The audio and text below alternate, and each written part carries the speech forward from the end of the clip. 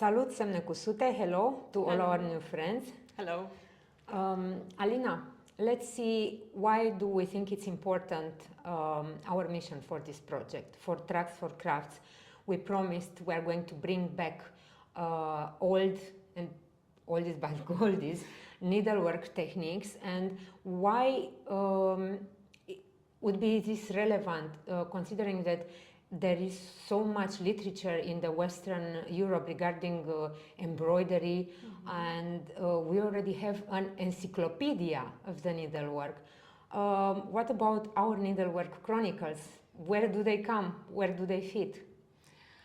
I think that our needlework chronicles started way back in our past, when, of course, our foremothers discovered the needle, and what magic could this bring on their textiles.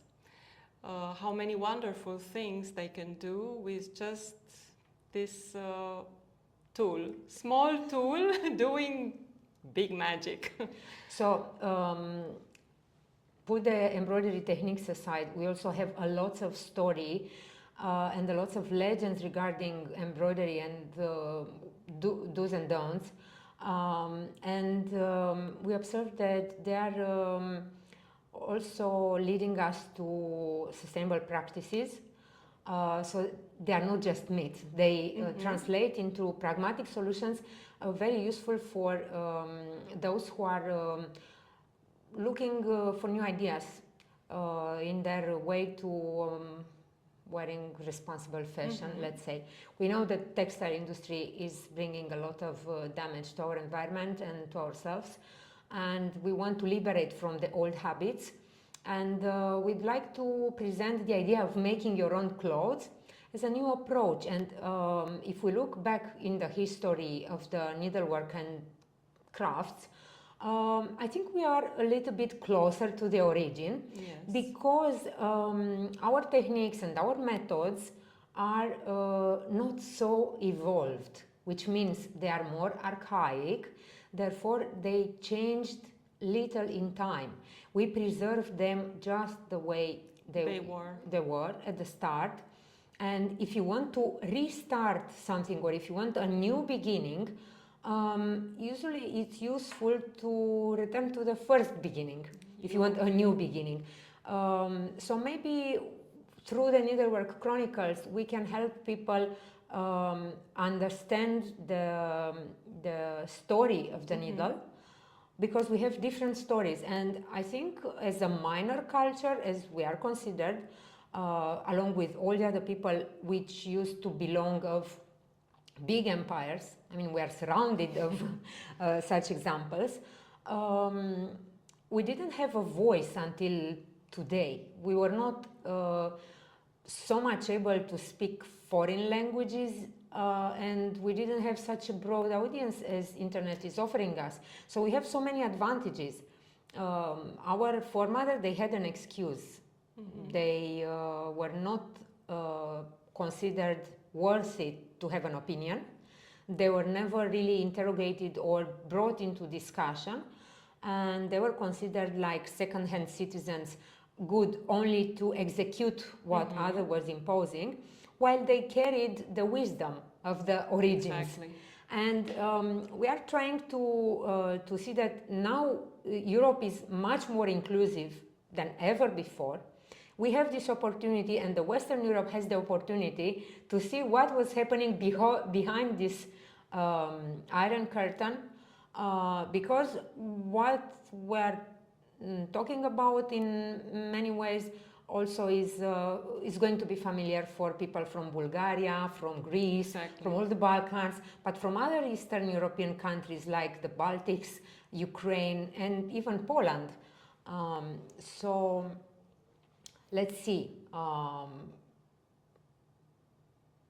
Let's find three. Magic. Three is a magic number. Let's go back to the basics. Let's go back to the basics with the cutting patterns from the moment we already have the fabric. We don't have printed patterns so much. No. And we have methods of creating this, our shirts methods that sometimes don't even require a meter, and we take measurements just by eyes or by using pure geometry and using measurements as our fingers. Let's think we didn't have the metric system until late. Yes. So they had to find ways like fingers or their arms. What or is the something advantage that in this when you measure everything by your fingers and by your arms? you learn your body, you know how much it takes to... And everything is proportionate, it's on your size, it's no standard. You create your own shirt or dress in harmony with the rest of your body. And surprise, it will fit perfectly. Exactly. So what happens when we don't have scissors? Because we know that in very, very old time, women didn't have scissors. Metals were not, I mean, we are talking such a long time back that the metals were really just discovered or were available to a very few. And women didn't have scissors to do the... Oh, what a problem. Big problem. It's not a problem at all. No, because we have our arms and we are simply... Shearing, yes. So we measure without a meter, we cut without a scissor. And yes, of course, there is a lot of magic into it about how you create the edge, either with your teeth or either with a light of the candle. You start somehow. Yes, you start somehow, but then everything will tear. So it's no stress at all. Everything is so natural. And of course, probably that's why it was not written down until now. Yes. Very rarely mentioned because it was so natural and everybody, it was the basics that everybody knew. And at least in Romania, it wasn't studied again until late in the 30s. They first started to go through the country and see all the regions and how they used to make things and study them actually. So until then, everyone was on his own. Yes, it would like be like documenting walking or eating. You take your fork and you bring it there. Exactly the same was regarding the cutting patterns and the zero waste, which is the result, because if you don't have a scissors, you cannot have curved line. You have to solve everything in two ways, or you adjust the fabric on your body using small additions of fabric to add where you have the need, either with smoking techniques that would help you shrink. Yeah. So everything was adjustable without curved lines, and this means zero waste. Exactly. Zero waste, which is a subject studied only now, and we look at this idea, oh, it's a zero waste cutting pattern. Yeah, like my grandma said. Yeah. And look at us just discovering how smart our foremothers were, because if you go throughout Romania, you will see that similar solution, even they were so far apart, they somehow got to the similar solution to solve their problems. The beauty of this is that you discover the same ideas and the same concepts on larger areas and even in use in cultures that preserve their traditions. Across Europe. I mean, you understand Japan. If you look like this in an instant, you understand all the clothes from Japan or from... I don't know, even from Spain, if you look at their old shirts, at the old shirts, the old shirts, you will see similar solutions like we have. Palestine, North Africa, India, everything is united by this language of pragmatism because it's closer to the origin. Closer to the basics. Closer to the basics. And once you understand the principles and the reason of doing, of making it as they were, you can understand, you can speak textile languages one after another. And the simplest line is the straight line. The straight line. And of course, there are methods of limiting the number of cuts in order to limit the work you have to do in order to reinforce the edges. So it's very smart, and I really think it's a subject that I would have liked to see taught in universities. Mm-hmm. But long time ago, universities were very rare. Women didn't have so much access, but as it happens, the need is the best university of all. Sometimes and it's always there. Yes. To challenge you. There are also legends and myths, and we are going to go through all of them. in order to reinforce this idea of zero waste, superstitions like if you by accident you have a waste of fabric, so you've done everything wrong on your shirt, you cannot throw it to the garbage. First of all, the garbage didn't exist. Everything was to be thrown away. Something bad would happen if you throw it away. Yes. Definitely. It's bad luck. It's bad luck. And so you have to take this extra piece of fabric, the leftover, and do something with it. Purify it by evil. And you have to burn it. So it's one purifying method. You have to solve it in water to wash away the bad thing. The bad thing. And then you have to bury it in the night at the root of a tree, because the tree also have the power to purify things. So yes, waste is evil. And we can see today, seeing how big the damage, or in a totally different scale, the garbage from the fast fashion is damaging the environment. So grandma told us that waste is evil and we have to take care to use everything. And also what came from nature should return to nature. Yes, there is no garbage. And there is a very beautiful Bulgarian story that I know about the garbage, but this I will tell you at another time. It's one of my favorite stories of all times, Bulgaria. Also, I think it's important to have this idea that having a zero waste and some sort of sizeless clothes, they are also somehow ageless, and they would adapt. You can borrow it to your sister, or you can give it to your mother and take it back, and they are to be shared. The joy is to be shared. And not only that, but you can always, let's say, change them by adding things or doing new things. Not to mention. So they will always look different or newer, or... If you have an accident and some part of your blouse will be destroyed, let's say, then you can remove that part only because it's because of the stitches created with a needle. The needle is magic, and you can bring another piece to replace that. So one. you don't have to throw away the whole thing. You just replace.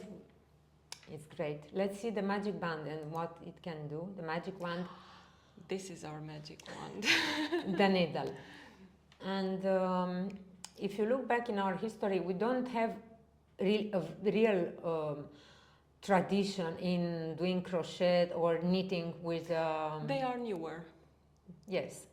The needle... They appeared 150 years ago. Yes. New entry in our textile tradition. So compared with 8,000 years of textile tradition. Late 1800s, somewhere around there. Before these tools appeared, and they were not invented here, they came through Western Europe somehow.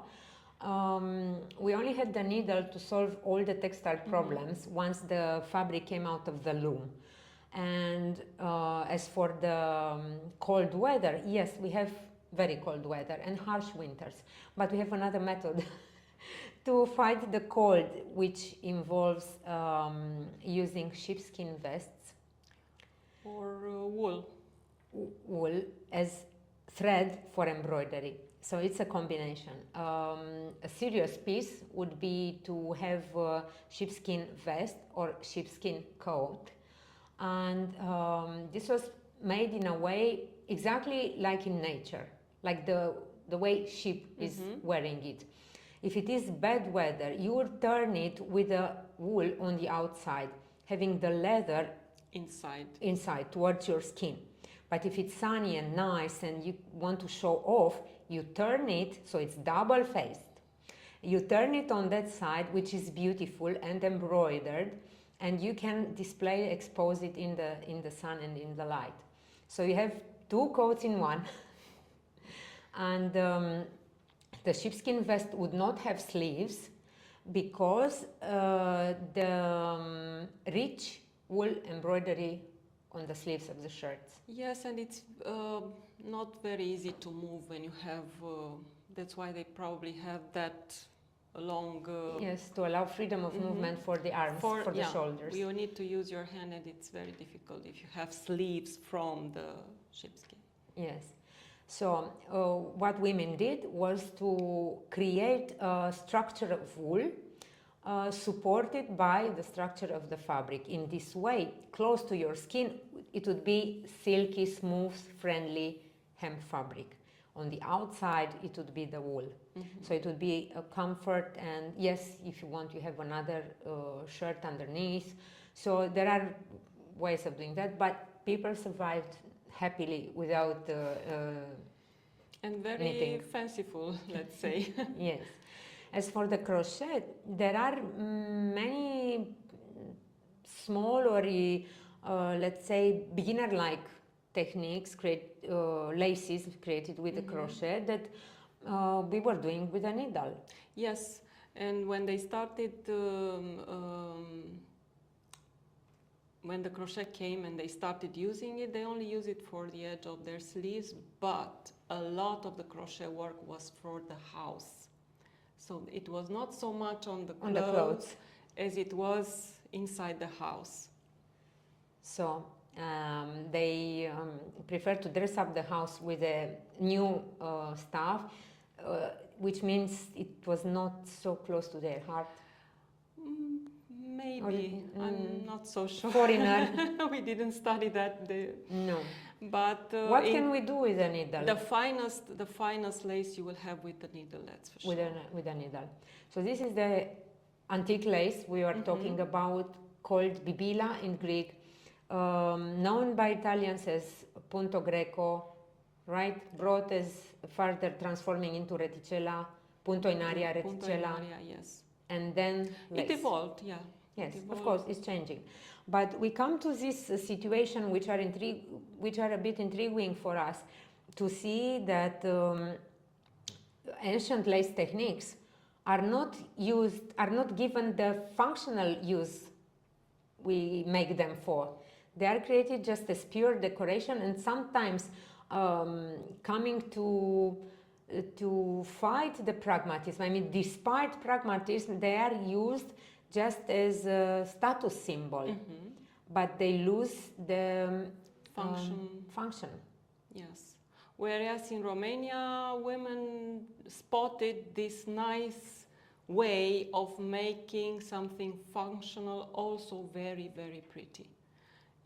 Whether you are only beautifying the border of your sleeve or trying to unite pieces, unite your pieces on your shirt, or. And the idea is that these techniques are not just Romanian. We don't want to say that. We preserved them along with many others, like cultures from the Balkans, the Greeks, of course, who claim that they invented it because they show images with ancient statues with some sort of bibila, so yes. And I'm 100% sure that we could find this in north of India, and I also bet we can find it in Southeastern Asia at some point, because I've seen it in Japan, the same techniques. Wherever is a needle, yes, you can do these works with it. So why with not? a needle. And sometimes, if you think about it, if you start embroidery now, what is the offer in some other countries with, let's say, with a traditional embroidery, where embroidery is really documented? You have so many tools, and you have the impression that it's a complicated hobby, costly for you, because you have to buy this needle, this frame. We don't need a frame. We don't need a support for this. We don't need a support for the needles. We keep the needle into the fabric. We don't need a frame because we have the hands. Yes, and we have other needles to temporarily hold the fabric wherever we are. We don't need an embroidery room. No. We don't need an embroidery table, because look, the embroidery fabric, you can fix it temporarily on the trousers or on the skirt and work wherever you are. We embroider in the park, in the cafe, in the plane, in the pool. right? No, if you really try to get rid of that loom and work with your hands, you will see it's very simple, and you can move the fabric which way you want or you need. It's much easier than with the loom. I think we have this faster embroidery because we don't put the needle in and back. Oh yes, this is a big It's difference. double. Yes. We do it 2 times faster. We never, let's say, touch the back except for supporting with the left hand. We never touch the back of the needle. Only goes In and out in the same on the move. front of the fabric. Precisely because the fabric is not framed and it's not stiff. So the fabric is alive, fabric is helping us, is working with us. From one move we can push in and come out on the face of the fabric where we want to be, right? So we do everything much faster. Plus our embroidery techniques is not cross stitch. No. No. How many embroidery techniques we have to ensure we have a smaller number of stitches, and again to make it faster. Yes, you only have to go straight away. So there you go, and you find your shape or your pattern, and it's simple then to go on the diagonal and turn back and do another diagonal. What for? It's like stepping on the same place twice. Yes, and another advantage It's not is that efficient at all. the techniques we are keeping in use, together with the yarns that we are using, are impossible to be imitated by embroidery machines. That's true also, yes. Why? Because embroidery machines were developed trying to imitate the Western European embroidery. So ours remained alive because it was not in the interest of the engineers trying to develop embroidery machines. It will be too complicated. And think about... If doable. Yes, they converted the metallic thread into polyester in order to make it smooth and resistant and to pass it through the needle of the embroidery machine. But what about wool embroidery? Never, ever. So there are so many ways in which we can work in a way that it's easy to distinguish, to make a difference between handmade embroidery and mechanical embroidery. And we have ways to make it faster. Let me add that this mechanical and cross-stitch embroidery actually flattens the patterns. While when you use our old techniques with the needle, you just create something with volume, with let's say texture, and of course it looks so much different. And everybody can say from the first glance, this is not made by machine, because it's impossible. We include beads, sequins. Yes, it's like 3D printing. You know? Yes, exactly. So until the moment they will invent 3D embroidery, our techniques are quite safe and there for you to do. So just with one needle, not hundreds different tools. Yeah, they are not totally useless. No. Yes, but we can do without. We suspect they are part of the marketing and creating new needs. Yes, but again, they are created for people who are using this support for the fabric. I mean, you will they eventually need a loom in the end. Yes. So this is easy. You don't need meter. You almost don't need the scissors. You only need a needle, right? And imagination. Imagination and courage, and to be free and open your mind. And this is why I think people who don't know embroidery at all always find it much easier to learn with us, because we give them a new approach. And people who are already stuck in this frame of working in a certain way, like in the with encyclopedia. So many tools, yes. complicated and hard to find. Yes. At some point, I have the impression that those who made embroidery and sold embroidery make it in their interest to present embroidery as being complicated. Yes, it is hard work, but it's not complicated. You do it for fun. And you do it yourself. And you create whatever you want. You're free to create, actually.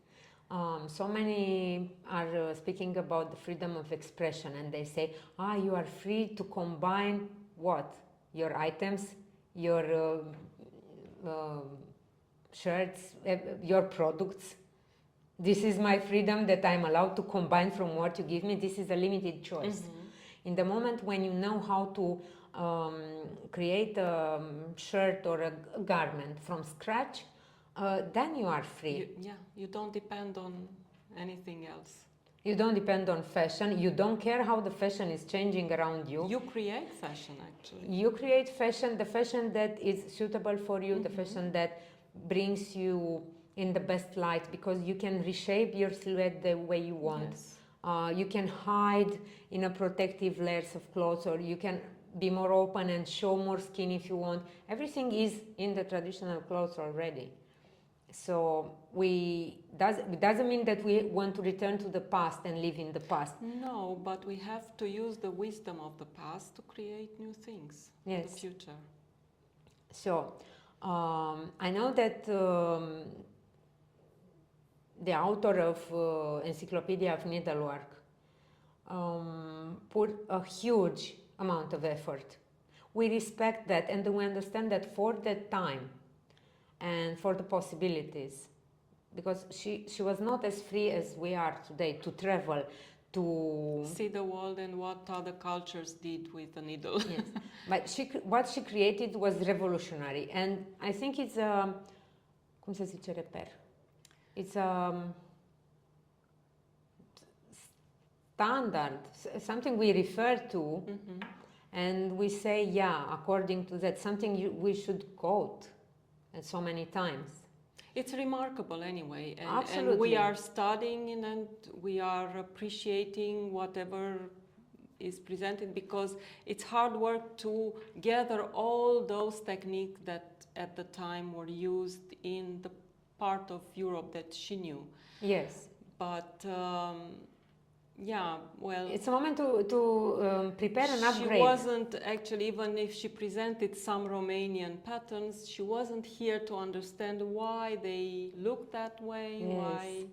And imagine that her whole horizon was limited, because she labeled Romanian stitch that we know that it's also used as far as Uzbekistan, in Bukhara. And it's a pity that in such an encyclopedia, if somebody will study her work today, might not discover the whole truth, because that stitch is universal. It's used in Central Asia pretty much. And so many labels she added to certain techniques are referring to a place of origin, which is